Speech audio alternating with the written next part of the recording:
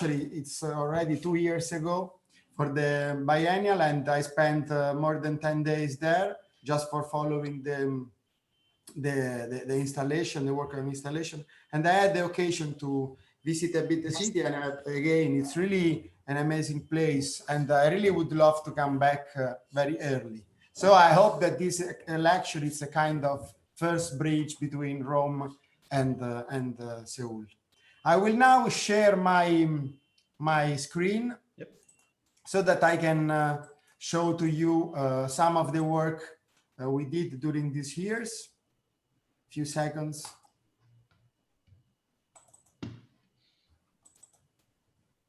Do you? Yep, we can see it. The screen, okay. Okay, probably Rafael already did an introduction. I'm really happy about that. So it's he did already a part of my work.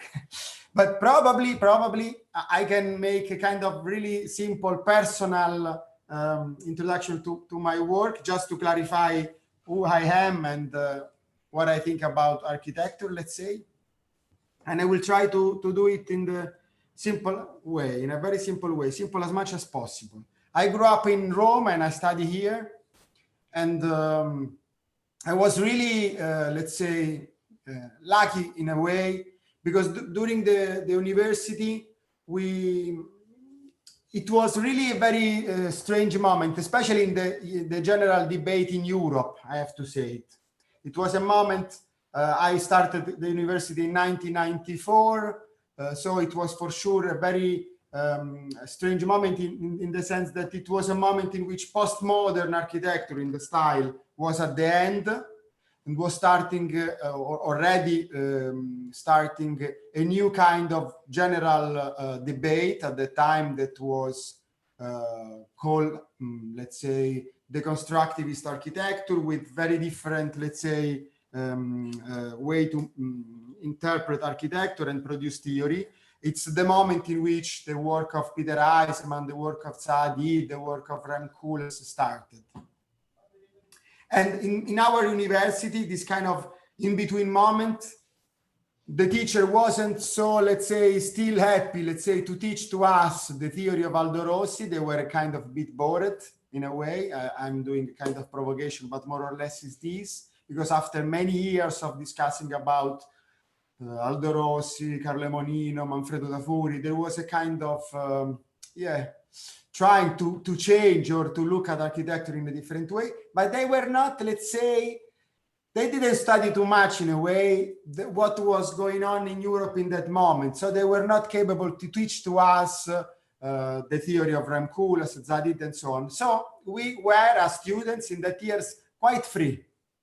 So I always describe my school as a desert, not in a bad way, because actually desert have it's a place that you can completely colonize. It's not, again, a negative interpretation of that. Because actually in a desert, in a way, you are free and you can do whatever you want. The only thing that you don't have in a desert, you don't have any kind of references.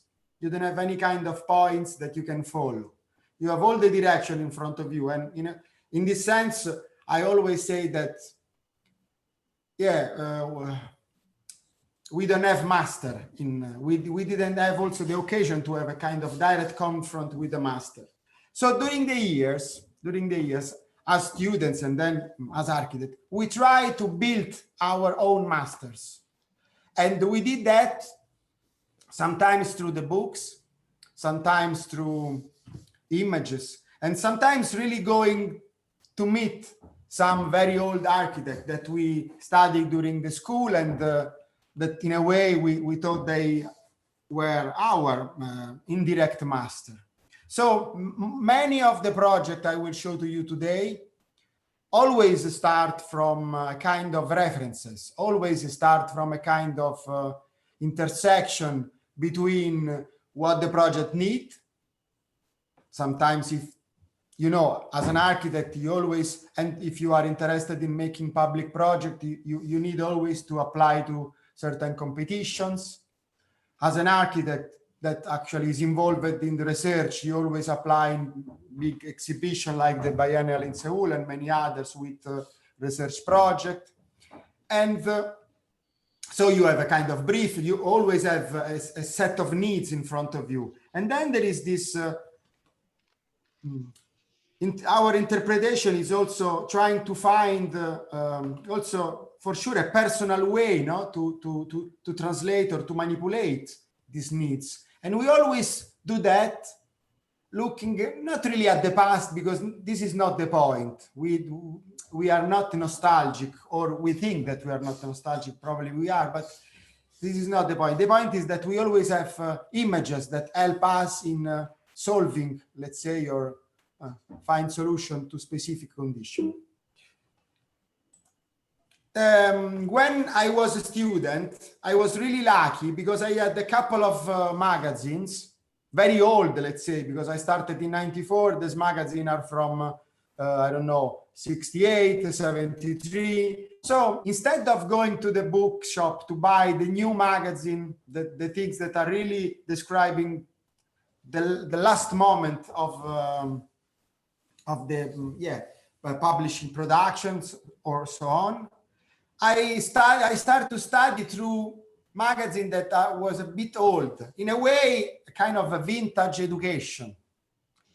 So this is, for instance, the magazine Casabella, then Controspazio, others Italian magazine, really important at that time, and especially for us. Please turn off your microphones. Yeah, please, guys. Thank you very much.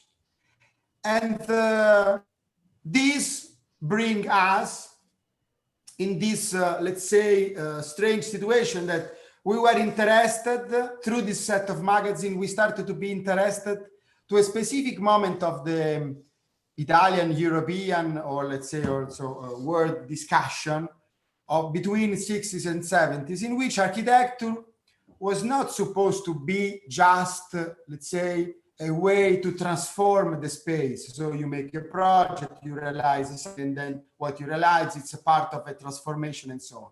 But in which architecture was also seen as a way to understand the society. And many projects were done during 60s and 70s, was kind of a philosophy in a way. So through images and text, the architects, so through project, start to debate our condition. And we learned, for instance, this is a collage of Superstudio. This is a proposal to transform Piazza Navona. And it's a part of this very big theoretical work made by Superstudio that is called Monumento Continuo, that means the continuous monument. And this is another collage made by Superstudio of another theoretical project that is called 12 Ideal Cities. So we started to study many projects that actually doesn't have a very direct consequence in everyday life, but much more become a device to read the condition of the society. Then we had, for sure, others references that, for instance, this is an installation made by Ettore Sottsass, that is another Italian designers, and so on. So we start to collect series of images, project, text that become, in a way, the podium, or at least the platform from which we started to produce our personal interpretation of architecture. So all these images, we can understand them as a kind of little fragments of our idea of architecture. We have sometimes a kind of, considering the work of Ettore Sottsass, then I will show another project related with him. We always have a book on a table of Ettore Sottsass. It's a kind of, we consider him, it's a kind of manual. He did so many projects and drawings and objects that you can always find a way of kind of inspirations. Then, but this kind of references doesn't belong just to architecture or design. We have also many images that we collect in a way that help us in understand our idea of producing architecture. For instance, this is an image, a painting of David Hockney. that we think actually perfectly describe our idea of architecture. It's a still life that for sure you can simply understand. Still life is, let's say, it's a topic for many painters. Many painters spend their entire life doing still life, no? Just moving a bottle or an apple or an orange on the left, on the right, trying to make an accumulation of vertical elements or put all of them on a plate or as in this case, on a table. So, for instance, there are painters that just did that for the entire life, because actually within the still life, just moving on the left and on the right an object, you start to produce a kind of tension and you start to produce a space in between the object. And many times still life are organized on a table, as in this case, or on kind of plates, always have certain podium. And we start to read the consequence of this kind of composition as kind of possibilities when we make a project. This is a competition we did in Mendrisio. It's a little industrial building that actually asks from the brief to have certain services, number of office, a space for kind of workshop. And I will show this image that is much clearer probably. A kind of outdoor but controlled space in between, in which they can make the archive or the storage, and then they can also start to make the work. It's a kind of logistic element. And we try in this project to completely apply this idea, no? So probably if we have an enclosed object, we need to have a wall. Then because of the program and we have many different functions inside, we can detach, or at least we can reorganize the program to volumes, to objects. Each objects need to be a certain attitude or can be visible in a way.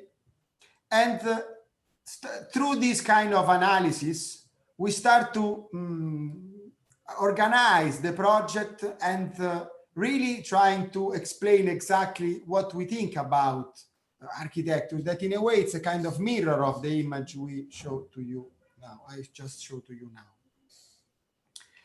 There is also, and for sure then materials, colors, and then for sure also the image we produce or the way in which we produce drawings is in a way the mirror of this interpretation, the mirror of this idea.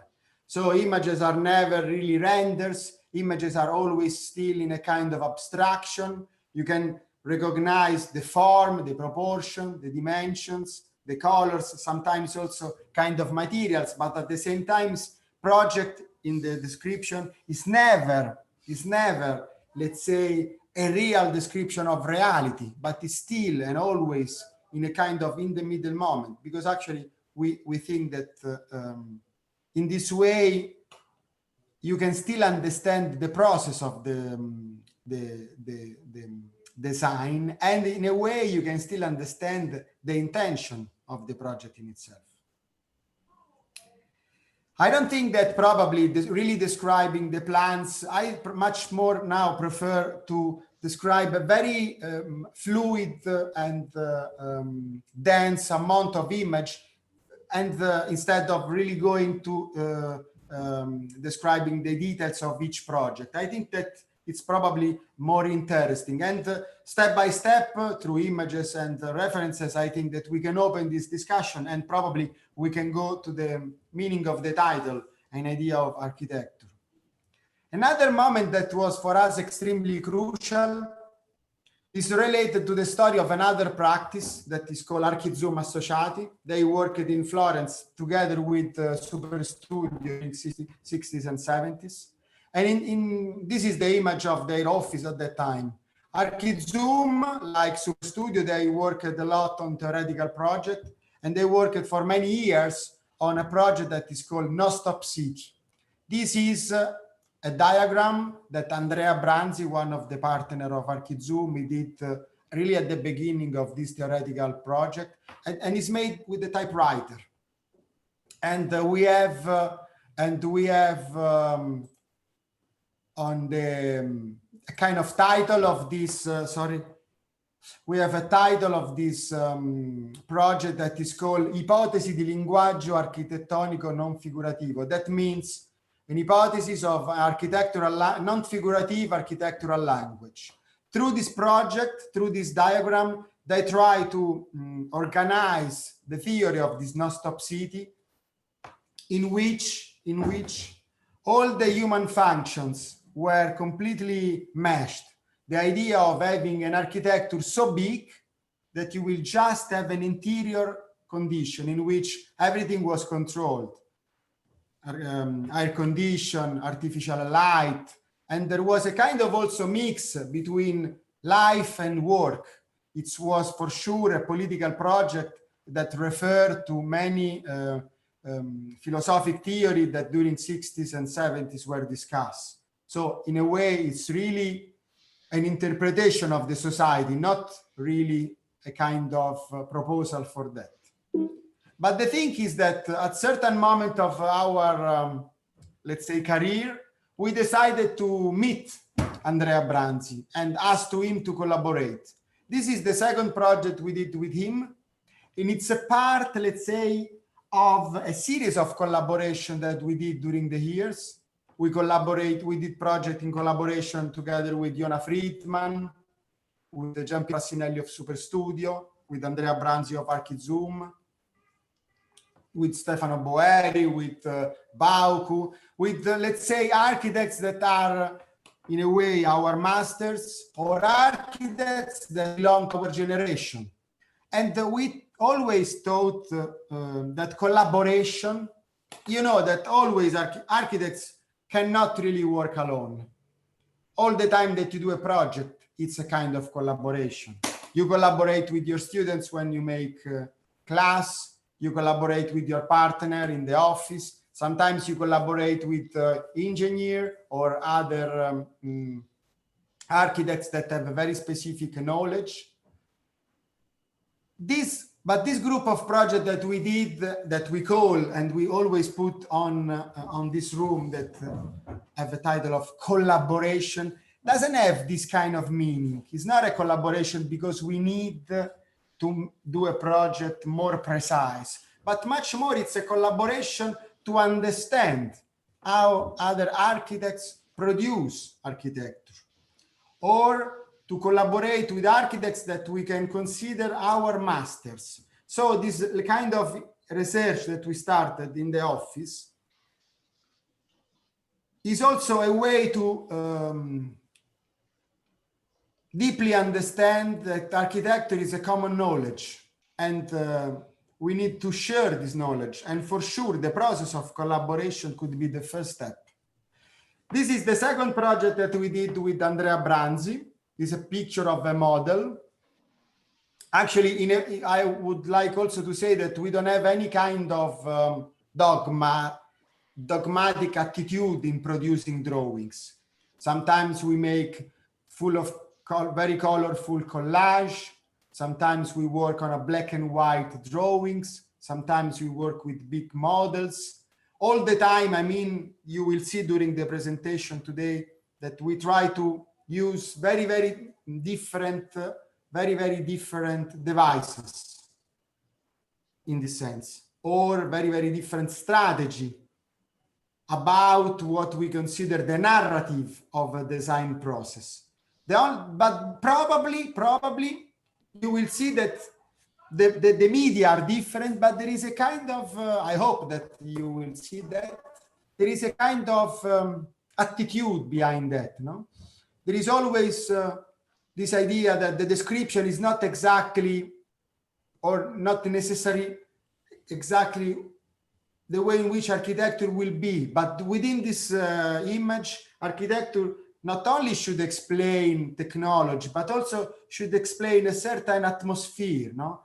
Which kind of space the architecture want to produce. And in a way, we think that through images and drawings, we can still produce a space in which the project have the chance to explain himself. So that's why we have, or we try to have always this kind of abstract atmosphere in which some materials try to be the description of, for instance, like in this case, these natural elements. Now you understand that they are natural, but at the same time, some colors bring you in another place in a way. So this idea of kind of artificiality and so on. This is a proposal, a competition that we did for the Bauhaus Museum. And with Andrea, we decided to make this project as a kind of aviary. So the idea is to think about the Bauhaus heritage in a way, but also to make a museum that was not just a celebration of that for sure could host the collection, but also that debate the value of Bauhaus. Where exactly, we also discussed many times if the heritage of Bauhaus is still visible in our society, or if the theoretical project of Bauhaus did a kind of failure, in the sense that they project their fantasy, they project their images, their intention, and in a kind of society that we cannot recognize anymore.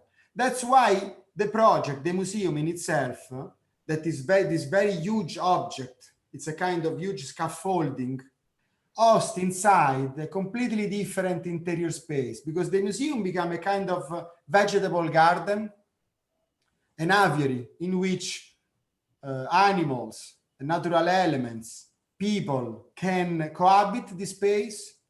The museum is this object, this long object that go through these huge empty volumes.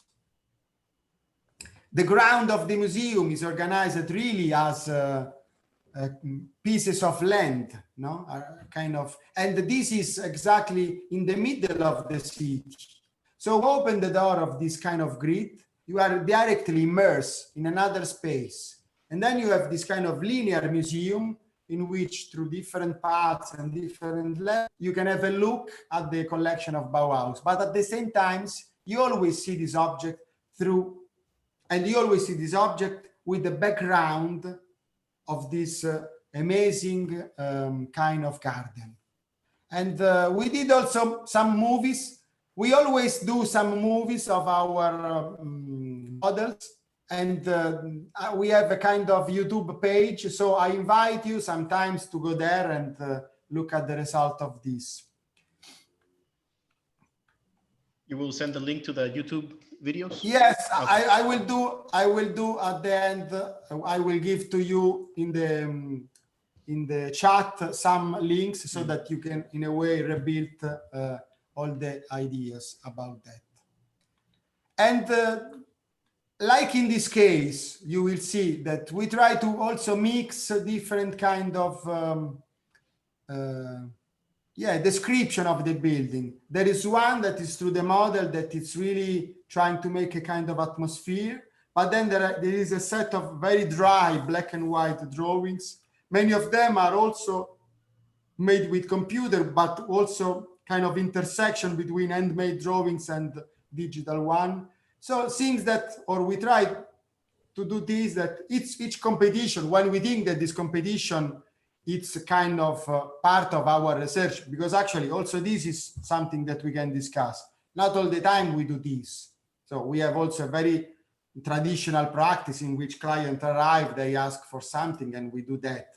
But there are kind of different attitude in this sense. And it depends also from the moment in which we are or which kind of collaboration we are doing. This was, in a sense, a very important collaboration, and we try really to use this collaboration together with Branzi, so to go a bit deeper or through this line of research. And so we started to make also this kind of perspective, very, very simple, black and white, but in which other elements come out from the drawing that are not probably visible in the model.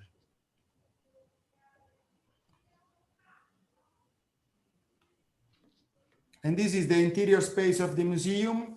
The museum is organized in a very, very simple way, I have to say. Everything is related to this very long corridor, and the museum and all the elements are organized in this vertical archive. This idea that the museum could be kind of public space from which you can see the garden, and at the same time that the entire collection is organized as an archive, and so you have the possibility to look very close a certain object, but at the same time to have all of them organized in the wall in front of you. And this is the final object.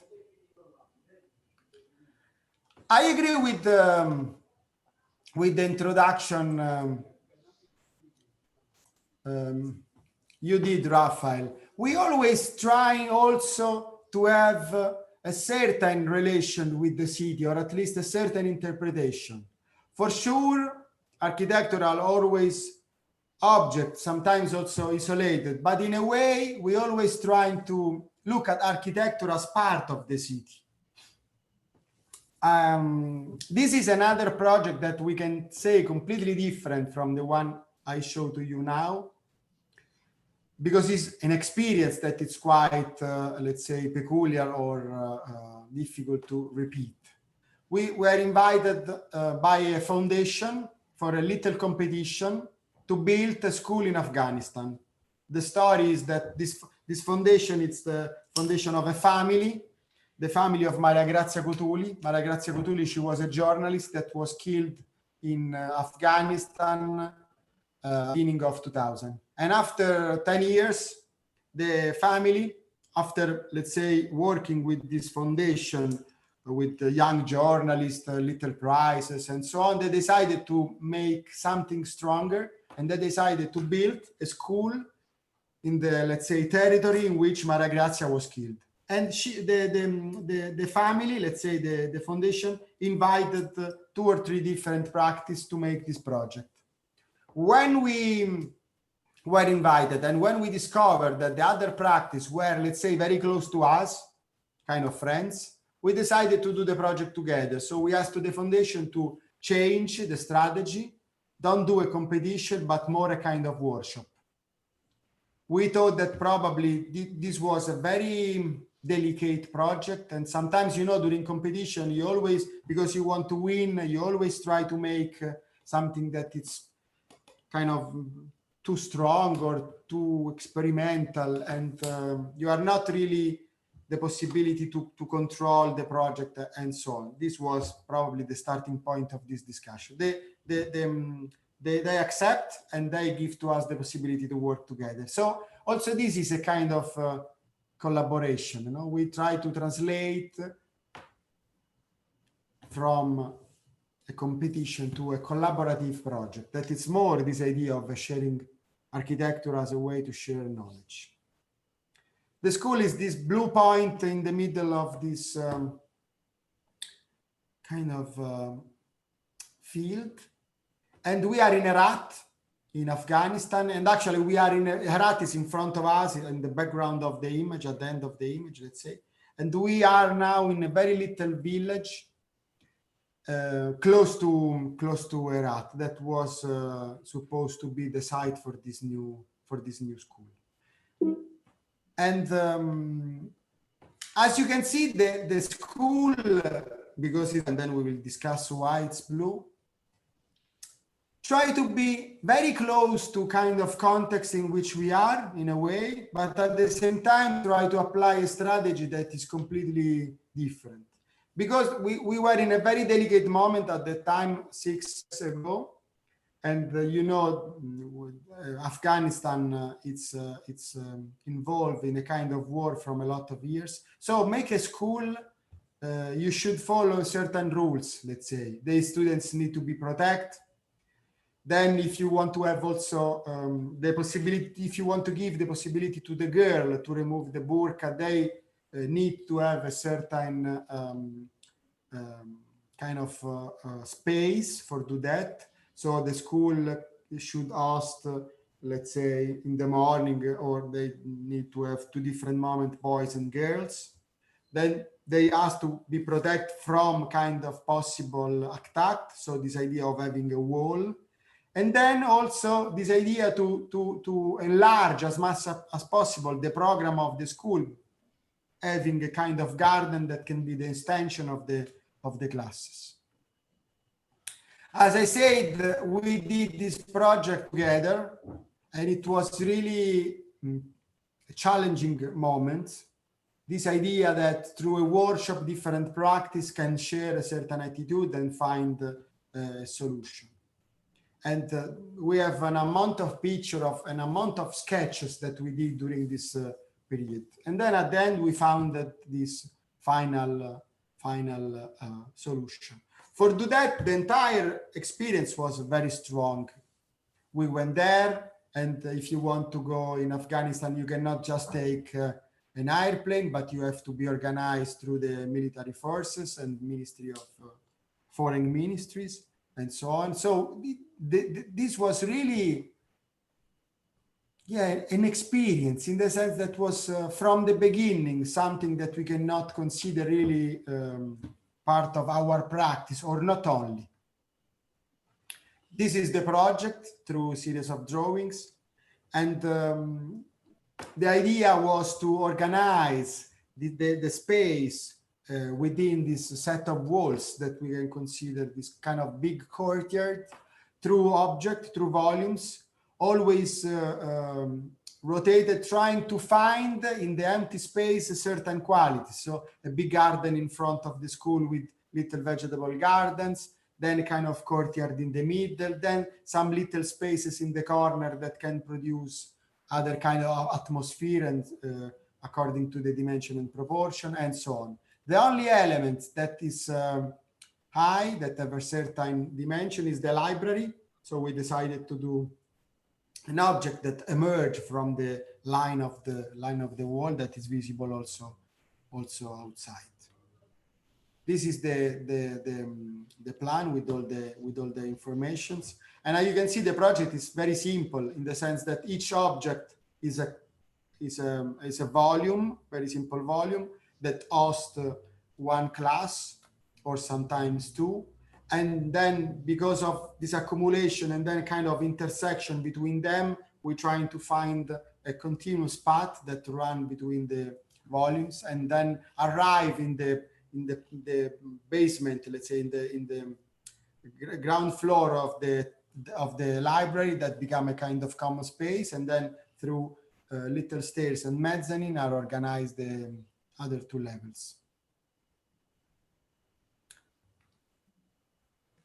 These are some pictures of the opening.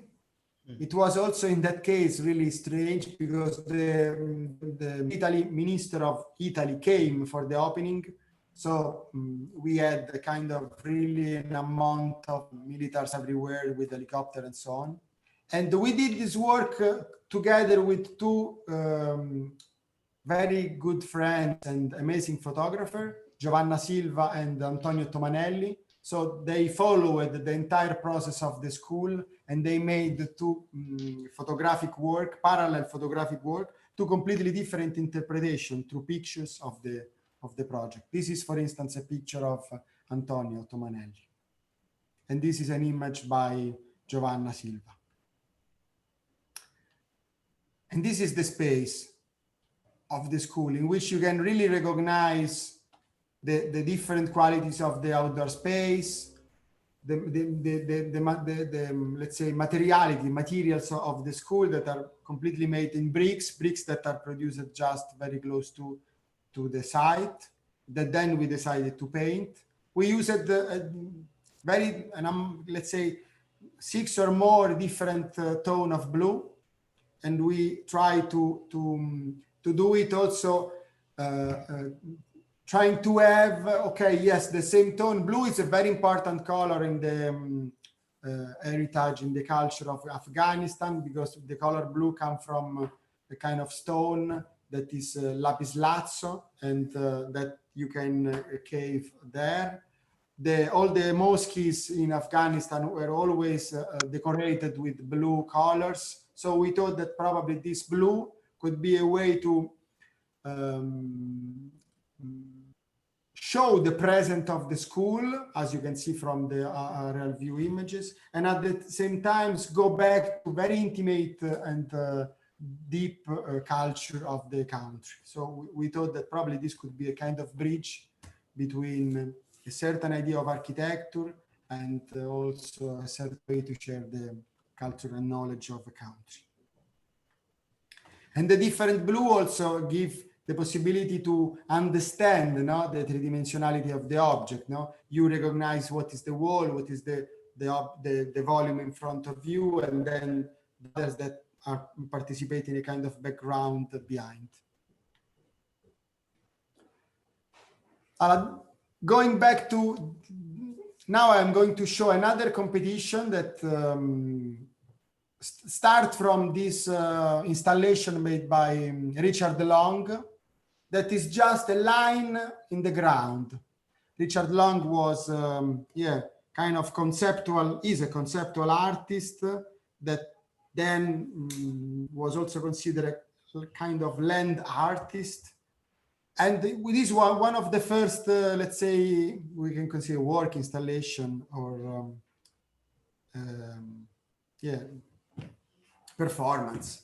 He started to walk up and down in a field. And at the end of this process, he did this kind of very long trace.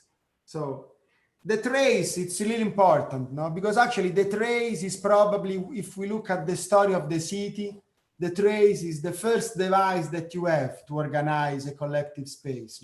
You arrive in an empty field and you say, okay, here we are going to make a new house. How it will be big?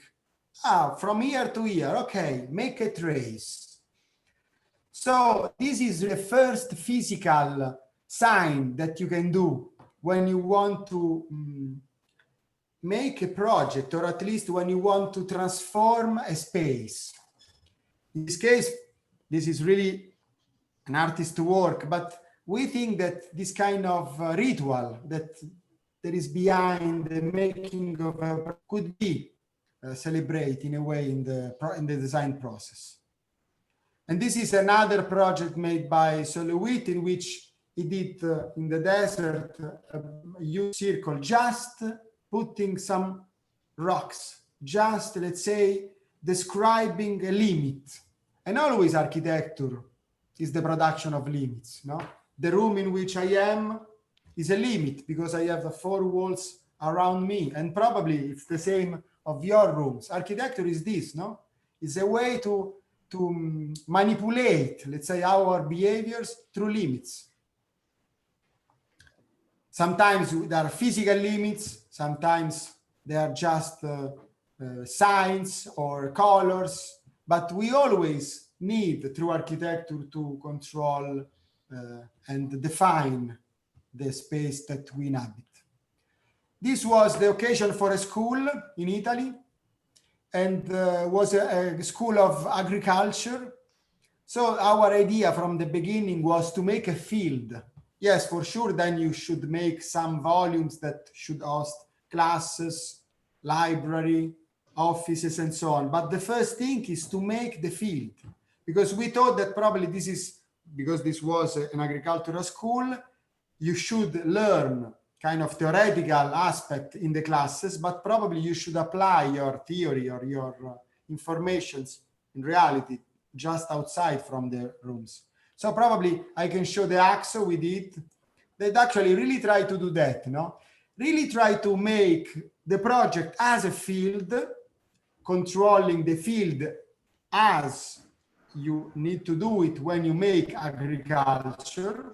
Actually, agriculture is really a way to make a kind of geometry of the natural elements. Here I will put trees, this will field for potatoes, here I will put carrots and so on. And I need to have a kind of grid, because the grid really also help you to work less, or at least control as much as possible what I'm doing. So the first idea was that we will do a field and we will control the entire plot of the competition. So the side that the brief of the competition give to us from the beginning. And then we try to make a mix between what was the field, let's say the empty field of agriculture, real production, And architecture, it's a part of that, like a kind of trees and flowers. You know, it's very difficult to look at this box as a tree or a flower, but this was the intention. So within this field, you can have natural elements and artificial one. For do that, we played a kind of game. This is not really a model. It's very difficult to explain, but this is a kind of set, like a little theater, in the sense that these are just walls that then we just manipulate a bit in Photoshop. And we try to use these walls producing different images. For instance, now we have a blue walls on the left, a yellow walls in front of us, and then a pink wall in front of us again. And then we rotate them many times, trying to describe the entire school. So the blue walls is always the same. So actually the model is not really an object, but much more a theater, a little theater, or all the scenographic elements that you need or you use when you make a theater show. These come also from a certain interpretation of what can be architecture, no? If architecture, we always think that architecture, because we look at that from the point of view of the city, is always participate to the background of our life. It's there, and but the scene in which we make the performance is the ground, and thanks to that, we always try to understand in a way architecture as the scene of our everyday performance. So this idea of the wall, the space, the public space, the rituals that we always perform in our cities and so on. And so the school is this, and we also in this case, as you can see, we try to apply completely different narrative strategies. So this idea of the description of the field through this black and white drawing with all the elements, then the use of the perspective section, cutting the entire school, and also trying to show the composition of the ground that was a kind of slope, and then the singular object that participate in a way, as I was describing at the beginning, in a kind of still life, no? And they produce a certain tension, certain relationship, having certain distance and a space in between, always a space in between. Then for sure, diagrams that trying to make an analysis, other image that trying to enrich as much as possible the general description. And then sometimes, because it's a fiction, you don't need to do a one model and then make the picture of one model, but you can, let's say, split the project in different parts. Then we started to describe the interior space, doing different models, completely different scale, trying to go deeper in the description of details and so on. So those are two very huge boxes. This is a model 1 to 20, in which we really try to go inside, you know, describing the books and so on. Probably they are a bit rough, I have to say, but.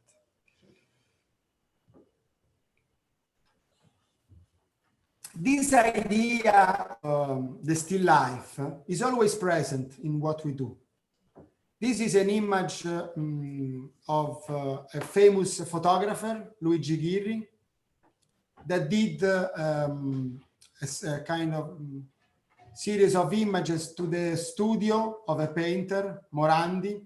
Morandi is really one of the most important painter of last century in Italy, and he spent the entire life. If you go to Google and put Morandi, you will see an amount of images, an amount of drawings, an amount of painting, and so on, just related to the topic of still life. And he spent the entire life, as I was saying, just moving little objects, changing some colors, and so on. And we thought that this is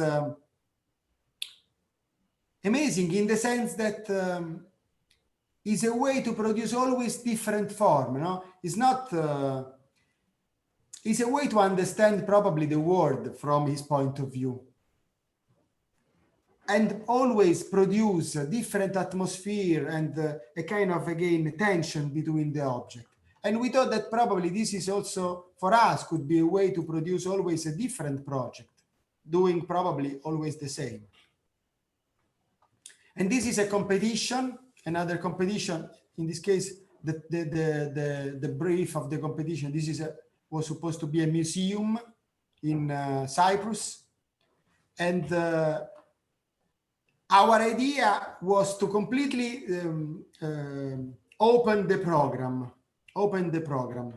This is more. This is the kind of very general axo of the context. This is. Do you see the when I move the end of the? This is the most important street in which we already have a series of public services and functions. The museum, the office for the municipality, post office, and so on. So that means that this is a kind of very important boulevard within the city. And the idea was to transform this triangle that was empty, completely empty and completely unused by the municipality for a new museum. When we did the first model of the museum, we understood that the amount of square meters and the amount of volumes that we have to produce was so big that probably the project couldn't have any kind of relation with the context. So we decided to split each function of the program, trying to have a few buildings that probably could have certain relationships, considering the dimension with the other buildings all around. And this is the first point. Then the second point is that instead of having a space with the museum in the middle, we decided to have a park that could be a mix between the activities of the museum and the activities of a public park in the middle of the city. So we transformed the program of the museum in a set of archetypes.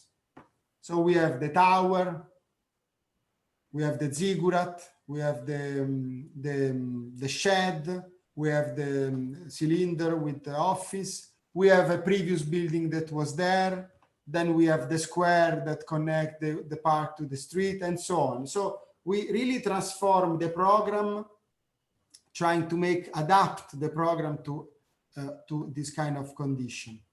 And this is the general plan. And then we try to make through some lines that try to have, let's say, also a connection with the park, all the connection between them. So the idea was that visiting the museum, you should visit the park. You should go from one pavilion to another. You should live and inhabit this empty space and natural space. And then we decided to completely fulfill the park with trees. This is the underground. It's a really important part of the project because it's also the place in which you can, for sure, have the parking lots and collect all the archives, but also have a kind of internal connection between the different pavilions. So the pavilions are not islands, but much more an archipelago, elements that have already certain connections in the underground. And this is the catalog of the characters. You know, another image that we always use is the family pictures that we really love, that in a way are a kind of still life. It's because actually family pictures are never spontaneous. It's always a project. A photographer arrives in the family is very excited because there is this moment, collective moment, and then the photographer asks to the person's character of the family to play kind of role.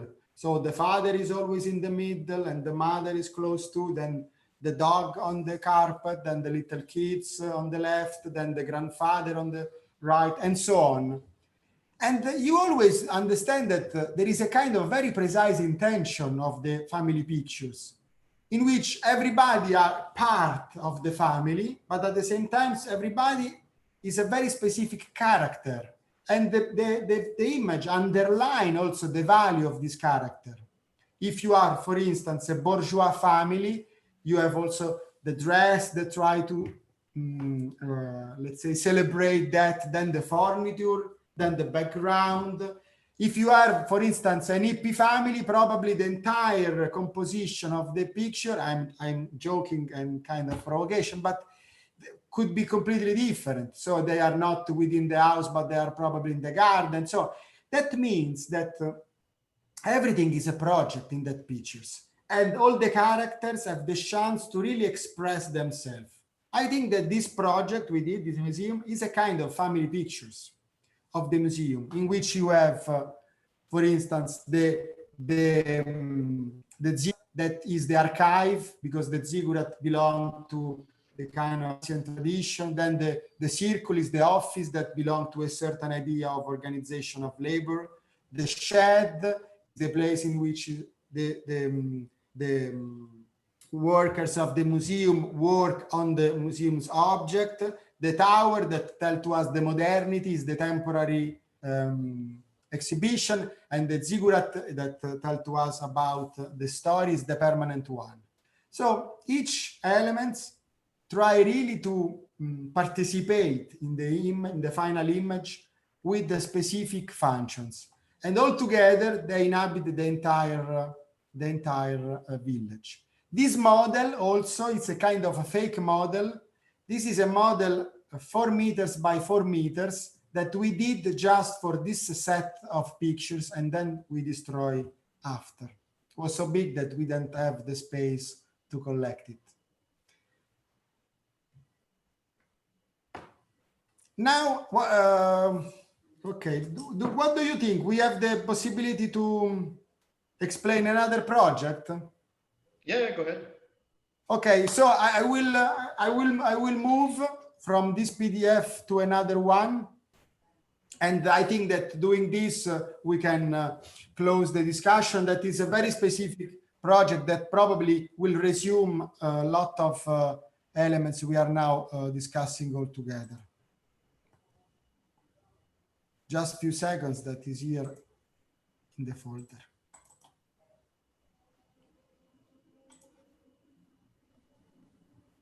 As I say, this is exactly a kind of statement of this approach. As I said, we always look at the work of, or we look at the work of Sotsas for many years and for many projects.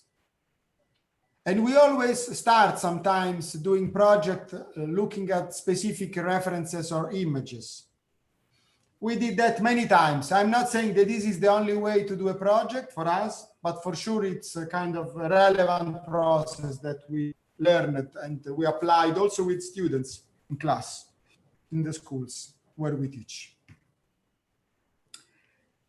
And we always try to make a kind of collaborations. So there are a lot of elements. So there is Sotsas from one side, this idea of collaboration, a certain idea of looking at architecture from a specific point of view, this idea of looking at some drawings and so on.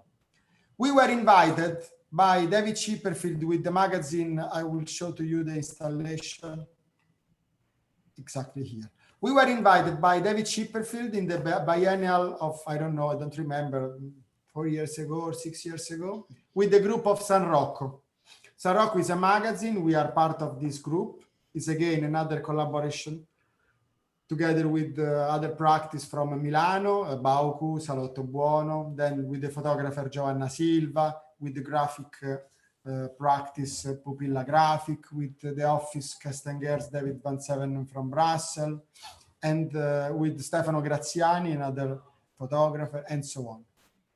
And the topic of this biennial curated by David Chipperfield in Venice was common ground, and San Rocco was involved and invited in this exhibition. And with San Rocco, we decided to make an installation called Collaborations. And we decided to put on a table different project of collaborations, inviting also other architects that always was involved in the magazine.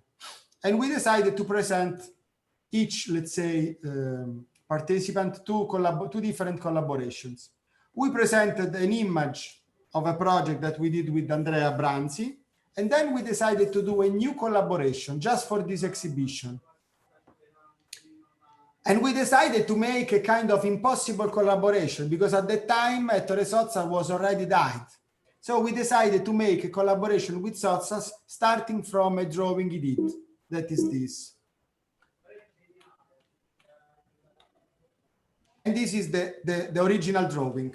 So we found that in a book of Sottsass this drawing, and I have to say that we thought that was a project of 2A plus P.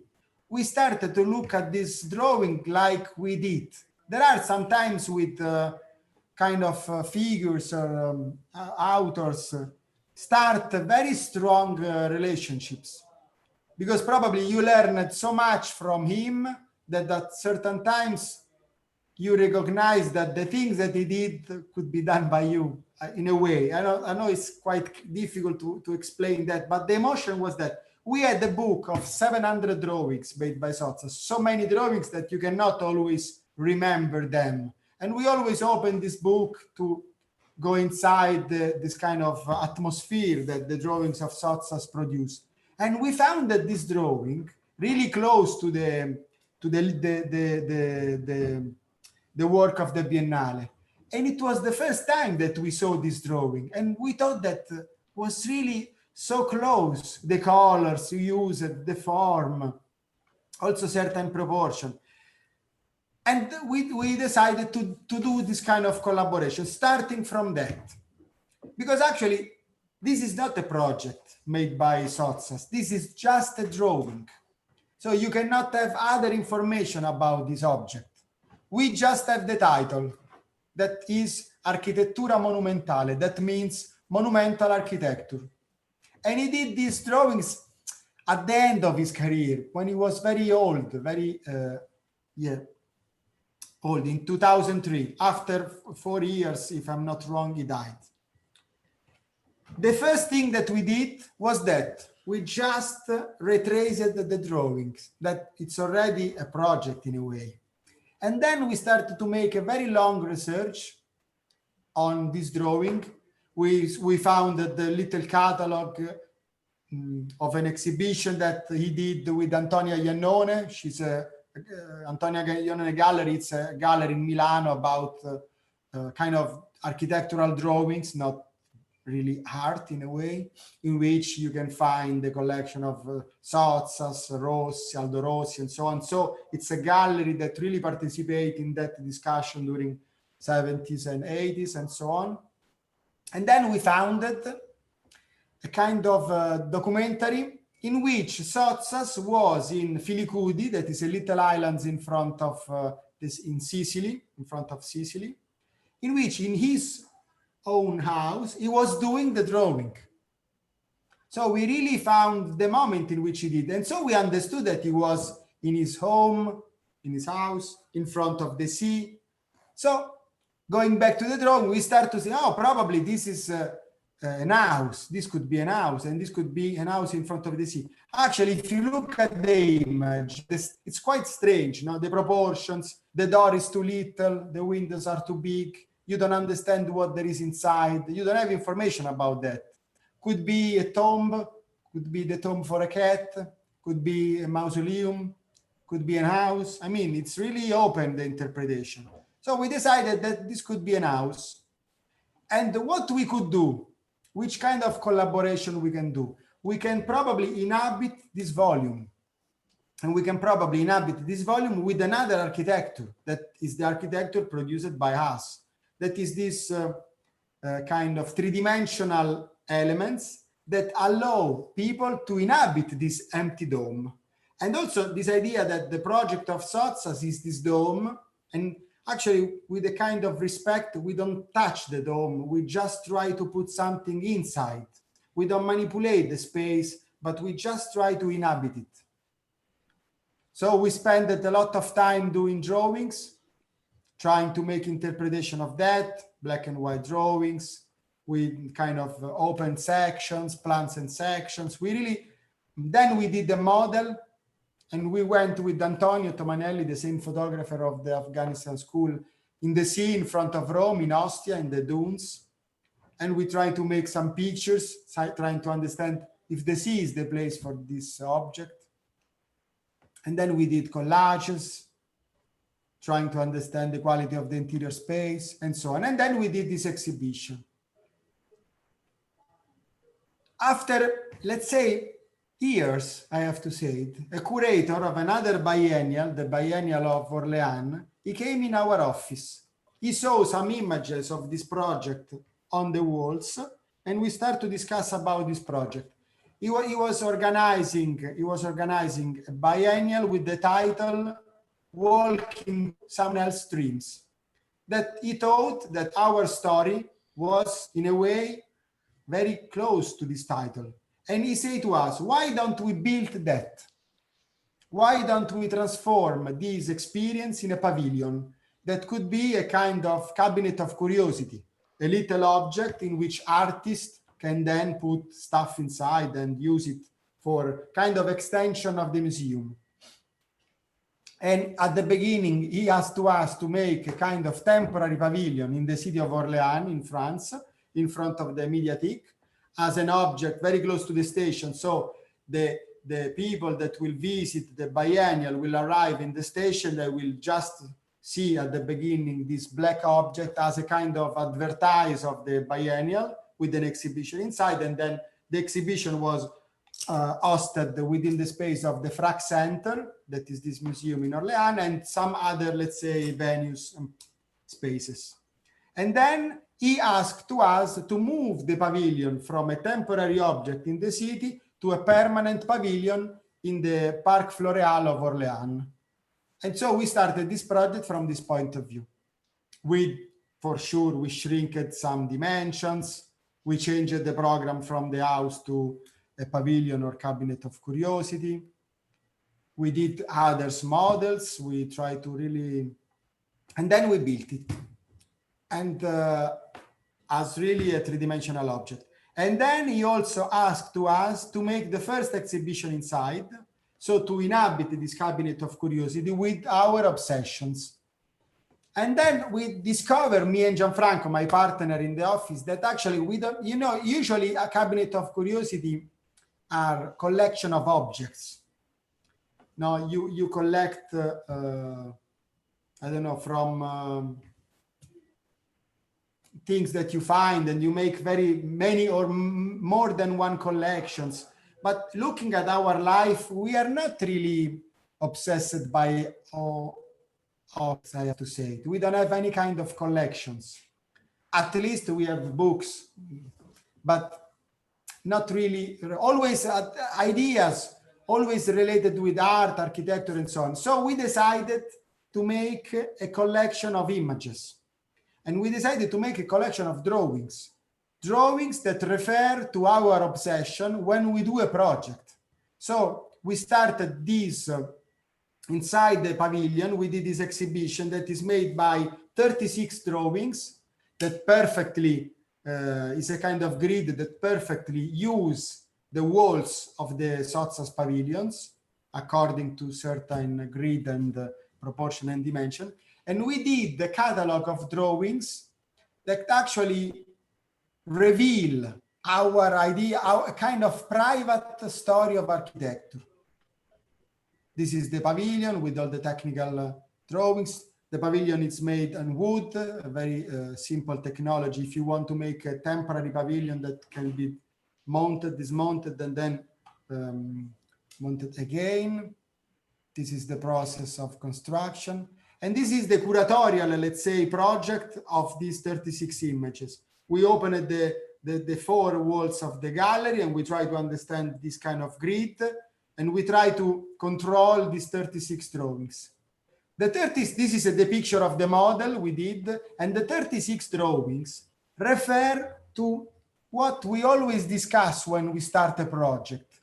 Some kind of obsession, things that always come back when we do something, or example that we always use when we have to overcome a specific problem.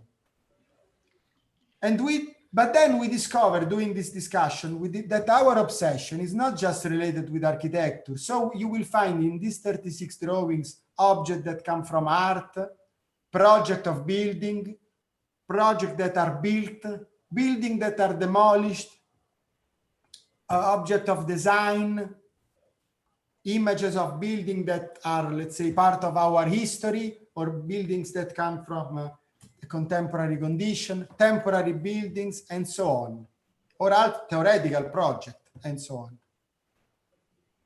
Images of the models, again, an image of reality. You see that we really try to use the mods to find a certain connection between what is real and what is artificial. The difference is not so big. We really try to control, in this sense, tones and colors and so on. And this is the final image in which you can see that I don't know, the pavilion in itself, the design strategy used by Daniel Buren with the series of strips. This is one of the projects of Super Studio of the 12 ideal cities. This is a project of Sotsas of a series of furnitures. This is a De Chirico painting. This is an Absalon, is an artist object. This is a Solowitt installation, and so on. So we put it, and we decided to redesign all of them, also giving colors that are completely abstract, that doesn't refer to reality.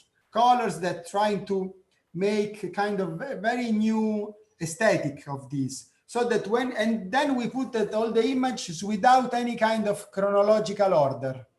So when you are in the middle of the pavilion, you are always enwrapped by a kind of story that doesn't have any specific, let's say, connection with the reality. So it's really a personal interpretation. We always consider these 36 drawings as a kind of personal story, in which the relationships are not related with time, but sometimes with other elements that could be colors, forms, dimension, the uses, the interpretation that we have, and so on. And these are pages of a book that we did, in which all the drawings are, and this is the pavilion in the park when we move it.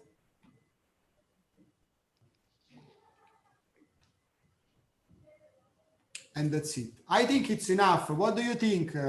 Yeah, that's good. So I think Yeah. I've finished. Thank you so much. So Again, thank you for the invitation again. yeah, I think it was actually very inspirational, and well, I hope everybody enjoyed it as much as I did. We can open up for conversation and questions from the audience. So if anybody has questions, we can ask now. Well, I'm going to start with just with a general comment before any questions, but I think I'll still stand with my observation that I think that your work has a relationship to the city, just with the statement of saying that architecture is about limits. I think that statement sets the stage for all the work that you do at the various scales. I think this even relates to the still life on a table, architecture on a podium, the idea of limiting architecture with form. So this is projects that are always bounded and control that environment in that sense. And in that way, I think that's where the relationship to the city comes along. It's objects that produce certain bounds in the city. In the same way you could think about how they can organize the city if you keep on scaling up, but even scaling down, I think that I really like your statement of what you said of architecture is about limits. And yeah, abstractly, I think all of your projects could be thought of in that way. Even the last one, the San Rocco, this pavilion, right? That the shell itself was the limit for the interiority, as well as the Afghan school, which actually has a border, right? So some are physical, some are more conceptual, but I think the idea of architecture as limit is consistent with your work. I don't know if you agree or disagree. No, I completely agree. And I think it's, we can look at this point from many different points of view. First of all, I think that in general, probably our generation, I think that I want to say this, that probably it's really important, or this is my interpretation, but all the things that we did, all the discussion that we did, all the references that we discovered are not just a kind of personal reading. I think that really participate to a kind of very big discussion that belong to our generation in a way. I still remember that many probably of the things that we are discussing now started years and years ago when we did the first project or the first collaboration with some friends. Then when we did, we set up we organized the magazine San Rocco. Another thing that I have to say that we also opened in Rome with other friends a gallery that is called Campo. You can see also in internet that. So we really participate in different moments, in different groups, always discussing for sure about architecture and so on. So I have to say that many of the things that we discuss is part of this general discussion. So it's not kind of our inventions and so on, that we don't believe much in the idea of the invention, but probably really participate in a certain moment. Yeah, this I mean, moment, I think even with your initial self-introduction of your upbringing in education, of how you said that you had to find your own agenda, I think that's the stepping stone to this lineage that you're talking about, that you stepped into a lineage of story, and that's why all these collaborations make sense. That or maybe that's how I understand your explanation, that it's not about you imposing, this is my idea, but it's about being a part of this lineage of studies. Exactly this. In the sense also that we always think that architecture is a sharing knowledge. I think that is also a kind of reaction to what was going on at the beginning of 2000, when, for instance, this very also strong generation, we discussed a bit, Saadid, Rankulas, they arrived also in pushing architecture so far that was becoming more a kind of logos. You know that this is my new T-shirt of Dolce & Gabbana, this is my new museum of...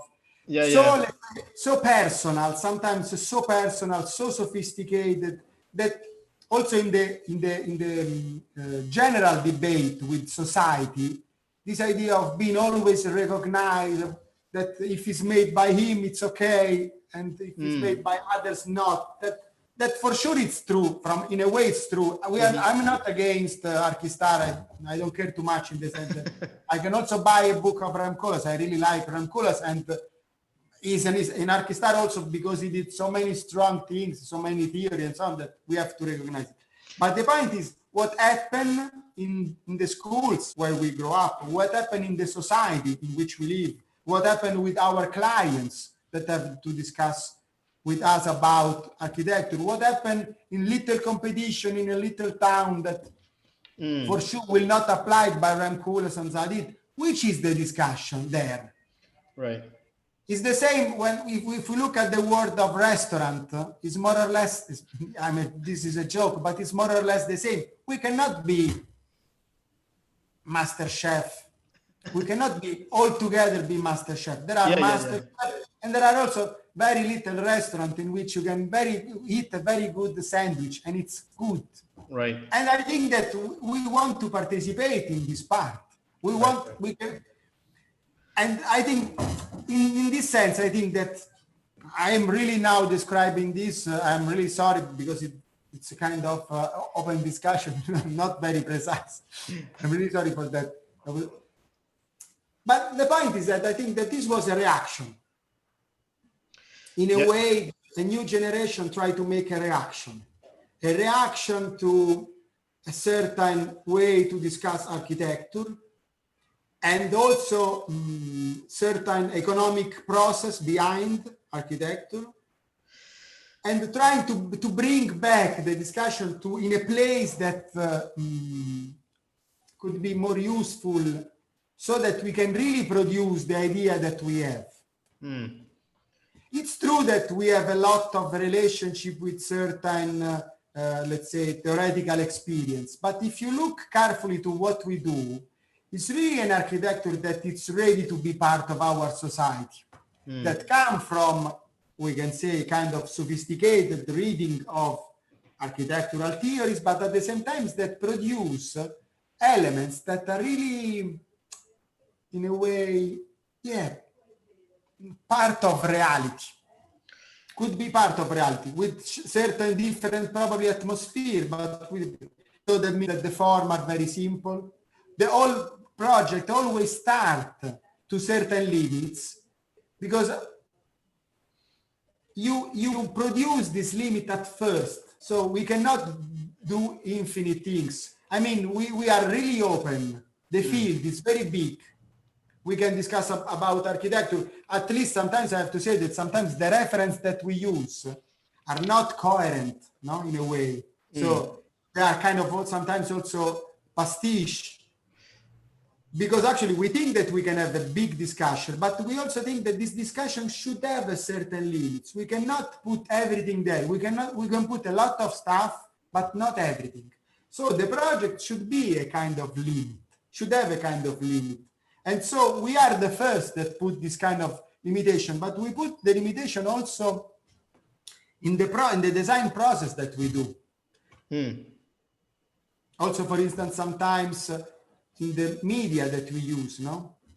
So this project will be made with the model. So we look at the project from a point of view that we think that the narrative of this model probably is the best way to explain the intention of the project, and so on. And sometimes the limit is kind of a formal one, no? Because actually producing limits, you can also limitate, I don't know, the economic consequence of your choices.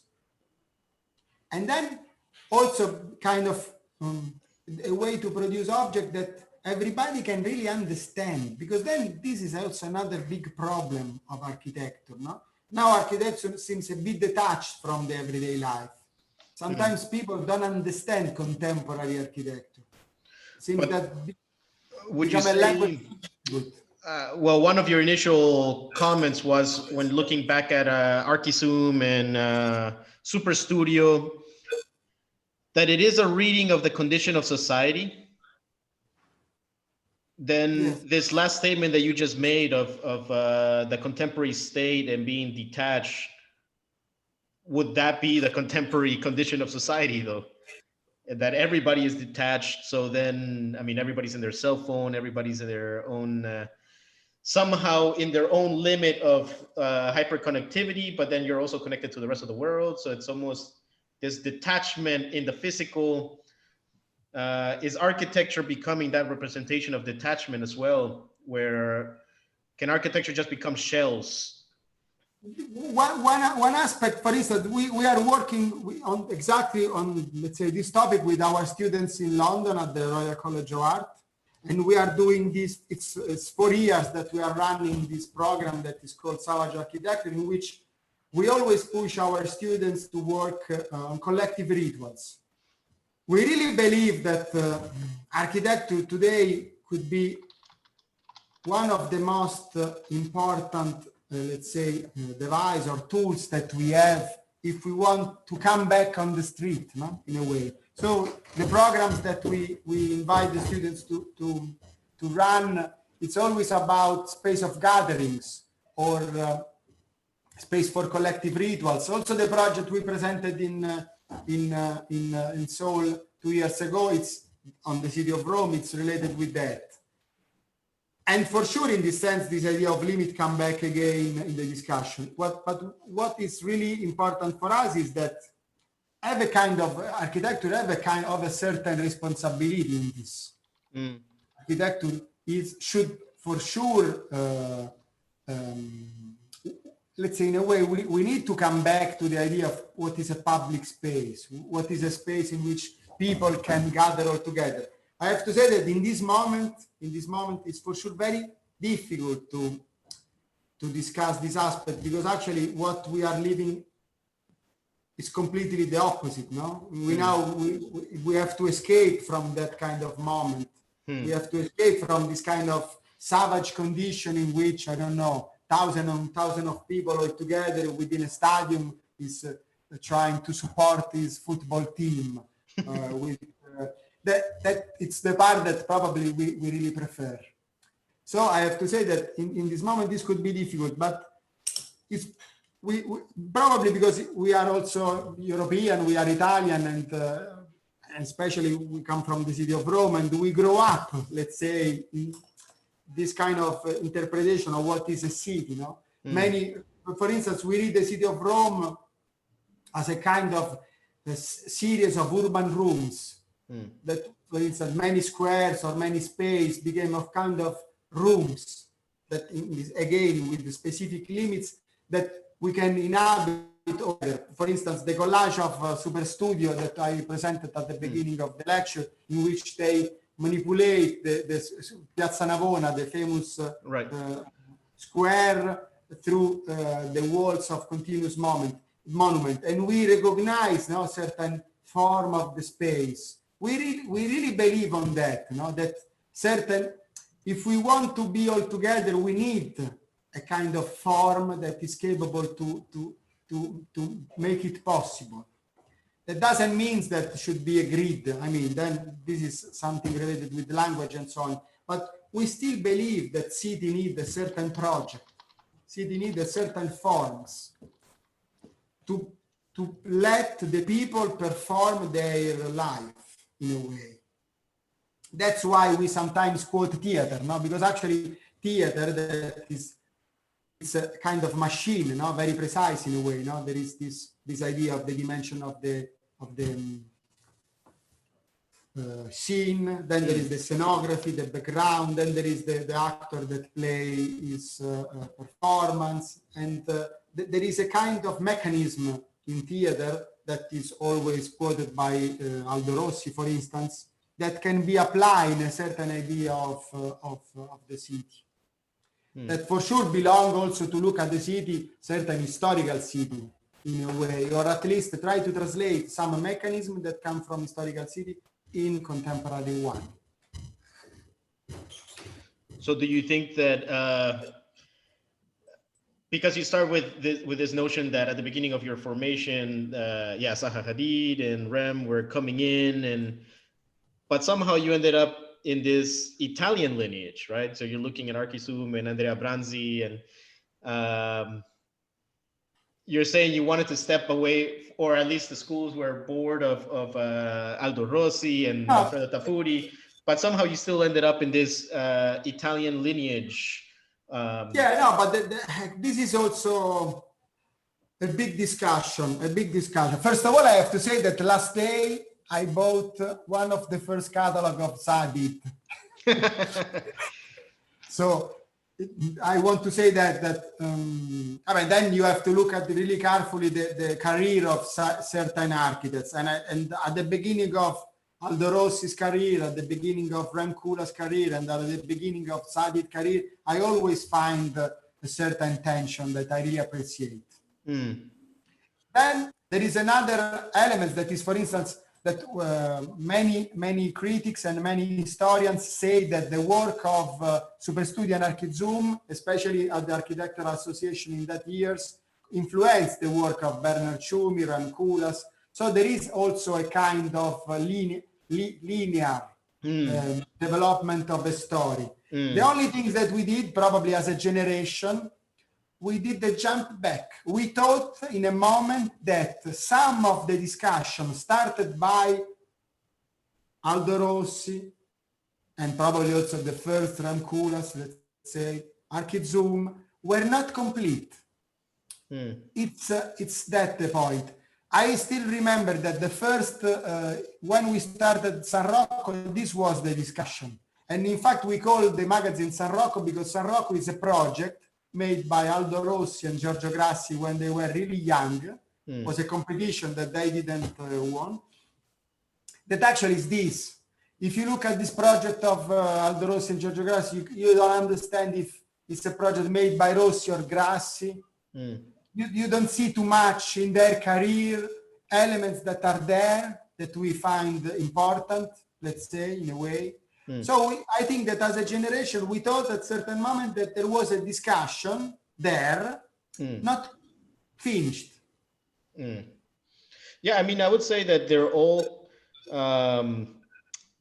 contemporaries. I mean, Rem started in 1972, I would say, with Life in the Metropolis and the Culture of Congestion, or actually studying the Berlin Wall and the idea of limits in that way. And then it's all following that same lineage. And I mean, they all knew what Archisum and Superstudio were doing. And so, yeah, I would say there's always that lineage had different divergence. And some unfinished lineages. But yeah, anyway, I think I can see that the commonality that you bring into that lineage. Well, or at least we try. And for sure, all the time that you do this as a new generation, there is a kind of misunderstanding that we really appreciate that. Because actually, we have also to say that we are not historians. Right. We are not. We could have, or we should have, a certain freedom of doing some interpretation. For instance, you know that going back, if you go back in 60s and 70s, the generation of Aldo Rossi and the generation of Branzi, they fighted a lot. And we know that there are articles, one against the other. There was a really delicate moment in which they really had a very strong conflict. But now, in a way, now it's really a provocation, but now who cares about that? This is my story. This is not the real story. I mean, I am not here because for sure my students need to know the real one. Right. And sometimes we give to them all the information. But as a designer, yeah, you're still presenting. I don't think that it's so important. Right. Anyway. I think that, but I know this because I really know the story, in the sense that yes, you can say that my architecture sometimes it's a bit naive, and I agree also on that, but not me in a way, that in the sense that not the author. I know quite good what happened, and I decided to make a kind of possible bridge. And I think that this bridge was made not just by me. It's really a kind of not big discussion, but yeah, as I said at the beginning, a kind of generation discussion. So let's see if anybody has a question aside from our own personal conversation here between me and Matteo. Yeah. Does anybody have any question regarding all the projects that you've seen today? I think they're all very inspiring, and I particularly like the Afghanistan school, by the way. It's beautiful. Yeah, it's beautiful. I didn't know that one. So any questions, please? Let's see. Thank you for your presentation. I had a question about the colors you use in your project. Is there a specific reason for the colors? There is a specific reason that it's very difficult to explain, but it's true. But actually, then, can I elaborate on that question? Is it specific per project, or do you have this sort of understanding of color as a project overall?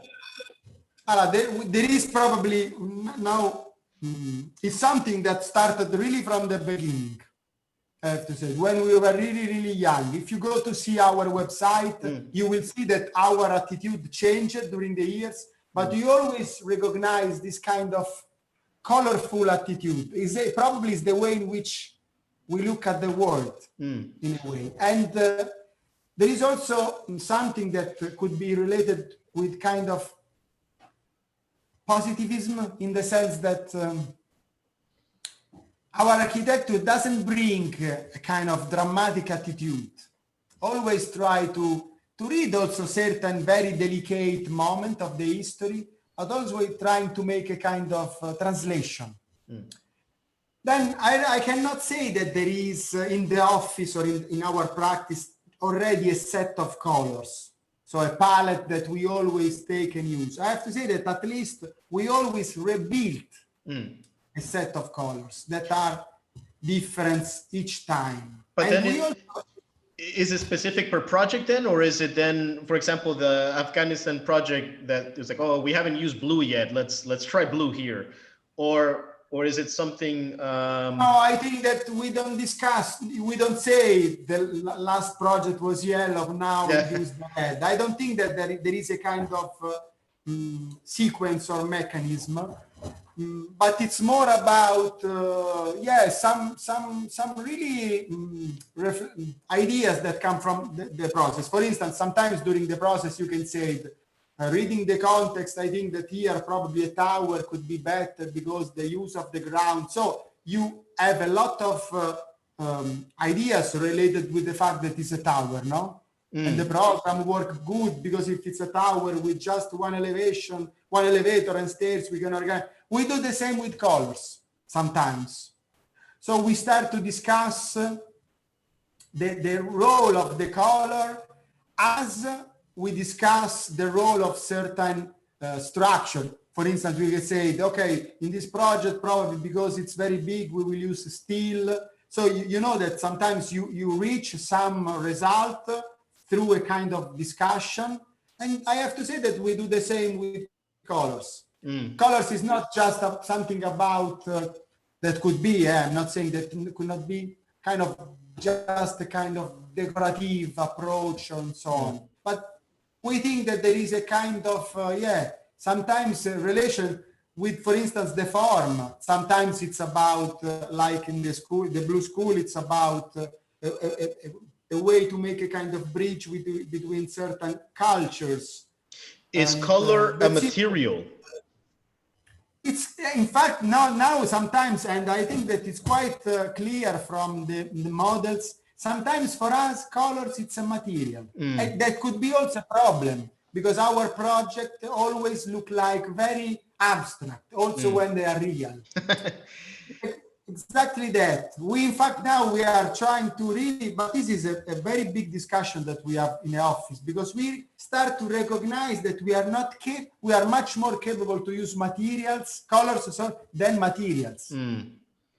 So concrete, we don't use concrete because sometimes concrete could be very beautiful because it's full of science. Because we sometimes probably use concrete because it's gray. And, right. Could be a problem inside. So we are now discussing something new.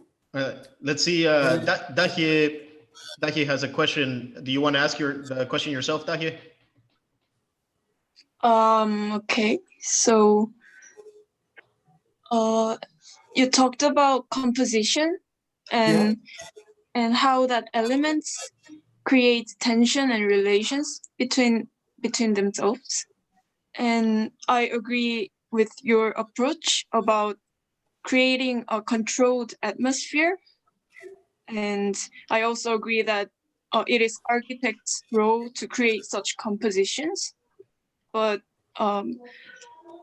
definitely there are certain events or behavior of users that architects cannot control. So I'm curious about how you think about uncontrolled art in architecture. So like possibilities and unplanned events, like those things in architecture. No, I completely agree, but this is exactly the point, no? I don't think that, for sure with producing some limits, we define a certain form. But it doesn't mean that within these forms, we cannot host unpredictable events. And at least I have to say the contrary. We always try to make, like if we make a comparison with theater, it's really perfect, I have to say. When you make a project of a theater, you don't know which kind of shows the directors and the actors will do that inside. Many of them probably could be very, let's say, traditional show. Many of them can be extremely experimental, using the space of a theater in a much more personal way. For instance, we are really interested in making public space. Public space is the perfect stage in which unpredictable events could happen. We don't want to define the way in which the behaviors of the people will be organized or done, but much more we think that in the complexity of our society, and especially in the complexity of the city, contemporary architecture should have a certain responsibility, especially if they are projects that should be there for, I don't know, centuries. We should deal with the certain forms. I think that, for instance, one of the most negative aspect of contemporary architecture is that, for instance, and you can see that in many peripheral areas of cities, architecture is just understood as object there without any relationship with the ground.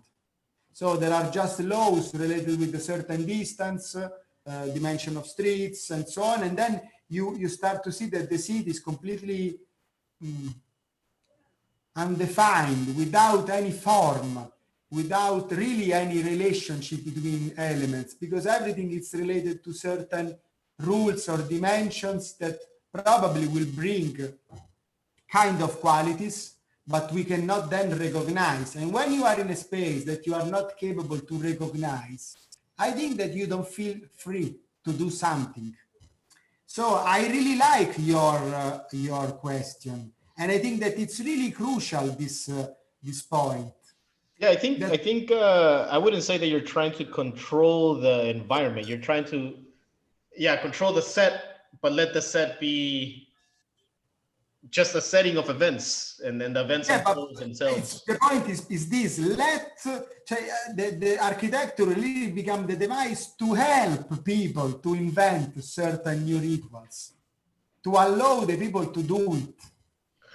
And I think in that way, going back to the color, that the color, using color as material makes it more of a set, that you're not trying to particularly design a specific controlled environment, but more of this abstract set where anything can happen. So I would relate that as well to the color, or the use of color in the project. For sure could be a part. And also in theater, colors are really important, especially with the use of light, or the possibility to change through light different colors, so become also dynamic space. But I agree that the point is exactly that. The point is exactly that. Our interpretation of a form is not a way to define the behaviors, but much more to make them free.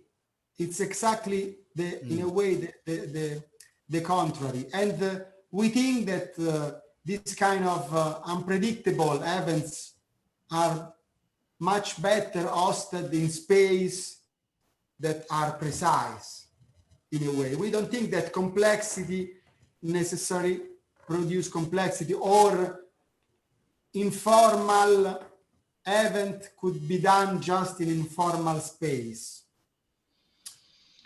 Okay, well, unless anybody else has one final question, which I didn't see anybody write a question, but I'm not sure if we don't want to take more of your time.